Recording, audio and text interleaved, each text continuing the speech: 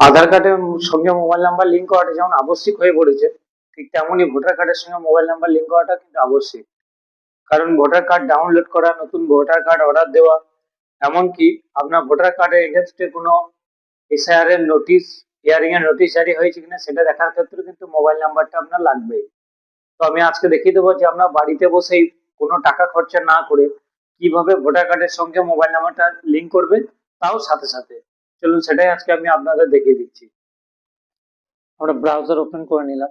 Browser open করার পর search বক্সে লিখবো ভোটার কার্ড। ভোটার কার্ড লিখে সার্চ করে নেবো এবং তারপরে সবাই কিন্তু নিজের মোবাইলটাকে আগে ডেস্কটপ ভিউ করে নেবে। ডেস্কটপ ভিউ করতে হবে, তবে কিন্তু কাজটা হবে। এবং তারপর যে প্রথম ভোটার অপশন এসছে, ভোটার অপশনে ক্লিক করলাম। ক্লিক করার পর দেখো নতুন একটা পেজ খুললো। এখানে একটু নিচের দিকে দেখো সবুজ কালারের যেটা ফর্ম 8 বলে অপশন আছে, ফর্ম 8টা ক্লিক করলাম। ক্লিক করার পর এখানে দুটো অপশন আছে, সেলফ আর আদার্স। আদার্সেও ক্লিক করতে পারো। আমি দেখো তোমার আদার্সে ক্লিক করার পর ভোটার নাম্বারটা দিলাম এবং নাম্বার দেওয়ার পর নিচে সাবমিট করলাম। সাবমিট করার সাথে সাথে দেখো আমার নাম, সংসদ নাম্বার সব কিছু চলে এলো, ব্লক ব্লক সব চলে এলো এবং তার নিচে ওকে যে বটন আছে সে ওকেতে ক্লিক করবো। তারা দেখো এখানে যে চারটে কাজ হচ্ছে, কি শিফটিং রেসিডেন্ট, ঠিকানা চেঞ্জ করা, সমস্ত কিন্তু কাজ এখানেই হবে। তো তোমরা মোবাইলের মাধ্যমে এই কাজগুলো করতে পারবে।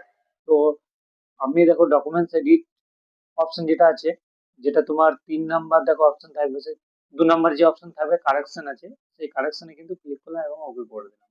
ওকে করার পর দেখো সমস্ত তোমার ডিটেলস চলে এলো এবং তোমার যে কারেকশন যেটা আছে সেই কারেকশনের জায়গাতে কিন্তু যেতে হবে। তারপর নিচে যে ডান দিকে নেক্সট বলে অপশন গুলো আছে সেগুলো গেলে এই জায়গাতে আসার পর দেখো নিচে আছে মোবাইল নাম্বার। মোবাইল নাম্বারটা কিন্তু আমি কারেকশন করব বা যাদের অ্যাড নাই অ্যাড করবো, সেই জন্য মোবাইল নাম্বারে ক্লিক করে আমার মোবাইল নাম্বারটা কিন্তু লিখে দিলাম। লেখার পরে নেক্সট করলাম। নেক্সট করার পর নিচের দিকে দেখো প্লেস বলে একটা অপশন আছে, ওখানে কিন্তু তোমাদের গ্রামের নাম বা সংসদের নাম যে কোনো একটা দিতে পারো বা ডিস্ট্রিক্টের নাম তাও দিতে পারো। প্লেস দিলাম। তারপর নিচে যে ক্যাপচা অপশন আছে ক্যাপচাটা দিয়ে দেবো।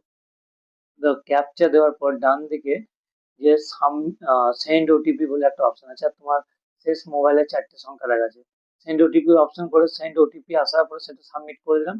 সাবমিট করার পর তুমি যে ফর্মটা ফিল আপ করলে সেটা পুরোটাই দেখিয়ে দিচ্ছে এবং এখানে কিন্তু ওকে করে দিলাম। ওকে করার পর দেখো আধার, আধার নাম্বারটা লিখে কিন্তু আমি এখানে ই সাইন করবো। ই সাইনটা যদি তুমি করে নাও তাহলে সাথে সাথে মোবাইল নাম্বারটা লিঙ্ক হয়ে যাবে। আমি আধার নাম্বার দিলাম, ওটিপি দিলাম, ওটিপি দেওয়ার পর সাবমিট করে দিলাম। সাবমিট করার পর দেখো ই সাইন কমপ্লিট হয়ে যাচ্ছে এবং ই সাইন কমপ্লিট হয়ে যাওয়ার সাথে সাথে তোমার আধারের সঙ্গে, তোমার ভোটার কার্ডের সঙ্গে মোবাইল নাম্বারটাও কিন্তু লিঙ্ক কমপ্লিট হয়ে যাবে। এইভাবে তোমরা বাড়িতে বসে নিজের মোবাইলের মাধ্যমে সঙ্গে সঙ্গে কোনো টাকা পয়সা খরচা না করেই ভোটার কার্ডের সঙ্গে মোবাইল নাম্বারটা লিঙ্ক করতে পারবে। ভিডিওটা